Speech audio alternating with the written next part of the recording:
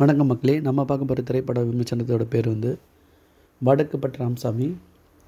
இதில் நடித்தவங்க Santhanam, Neelamegam, Neel Ravi, Maran, Seshu, Motta Rajendran, Ravi Mariya, Cool Suresh, Prashanth Rangasamy, John Vijay, Tamil, M S Bhaskar, Megha Akash நடிச்சிருக்காங்க. ஸோ இந்த படத்தை இயக்குனது கார்த்திக் யோகி. ரைட்டிங்கும் அவர் தான் பண்ணியிருக்காரு. ஸோ இந்த படத்தோட கதையை பற்றி பார்க்கணுன்னா, இது ஒரு பீரியட் மூவி. 1974 நடக்கிற படம். 1974 ஒரு கிராமத்தில் நடக்கிற கதை.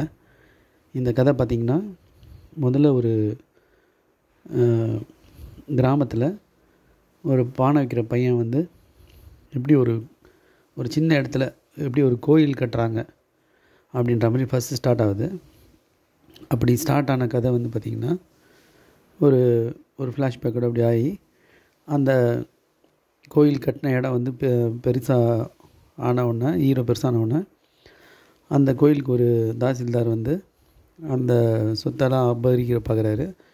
அப்போ அந்த ஹீரோ ஒரு பிளான் பண்ணி அதை முறியடிக்கிறாரு.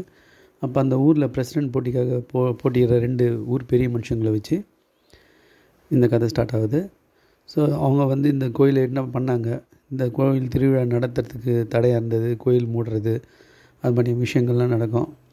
ஸோ அப்போ அந்த 2 பெரிய மனுஷங்களுக்கு இடையே உள்ள பசங்க எப்படி லவ் பண்ணுறாங்க, அவங்க லவ் நிறைவேறிச்சா இல்லையா, ஸோ இந்த ஊரில் வர அந்த கோயிலுக்கு வர பிரச்சனையை எப்படி இவங்க சால்வ் பண்ணுறாங்க அப்படின்ற மாதிரிலாம் கதை போகுது. ஸோ இப்போ படத்தில் காமெடி ட்ராக்ஸ்ன்னு பார்த்திங்கன்னா, ஒர்க் அவுட் ஆகிற மாதிரி இருந்து அது ஒர்க் அவுட் ஆகாத மாதிரி ஆகுது.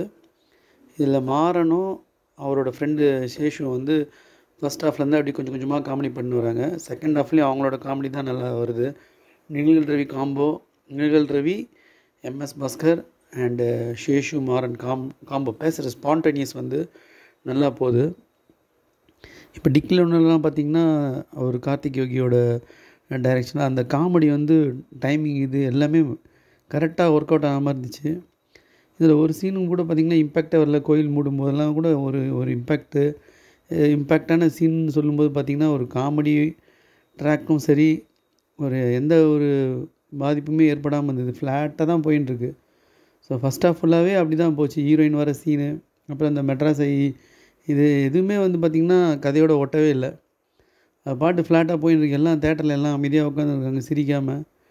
அது என்ன தேட்டரில் இருந்த ரெஸ்பான்ஸுக்கு பார்த்திங்கன்னா, பயங்கரமாக எல்லாம் சிரித்து இந்த டிடி ரிட்டர்ன்ஸில் வர மாதிரிலாம் சிரிப்புலாம் இதுவாகுன்னு பார்த்தா எதுவுமே சிரிக்கல. கடைசியில் அந்த நம்ம ஒரு டான்ஸு பெர்ஃபார்மன்ஸ் அது மட்டும் கொஞ்சம் காமெடியாக இருந்தது. அதுக்கு மட்டும் கொஞ்சம் சிரிப்பு வந்தது. இப்போ அந்த கோயில் மூட்டுறாங்க, எந்த இம்பேக்ட்டுமே வரல. ஃப்ளாட்டாக சீன் போயின்ட்டுருக்கு. ஃபஸ்ட் ஹாஃப் அது மாதிரி. செகண்ட் ஹாஃப் நல்லா இருக்குன்னு பார்த்தா அதுக்கு மேலே இன்னும் ஃப்ளாட்டாக போயின்ட்டுருக்கு.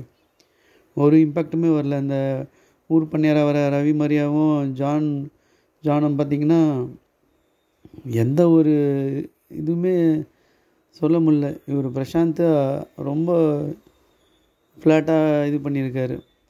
ஸோ எல்லாருமே இது மாதிரியான ஒரு ஸ்கிரிப்ட் நம்பி போகிற மூமெண்ட் ஸ்கிரிப்டே ஒரு சந்தானம் சார்லாம் வெள்ளு சபாலேருந்து பண்ணிட்டுருக்காரு.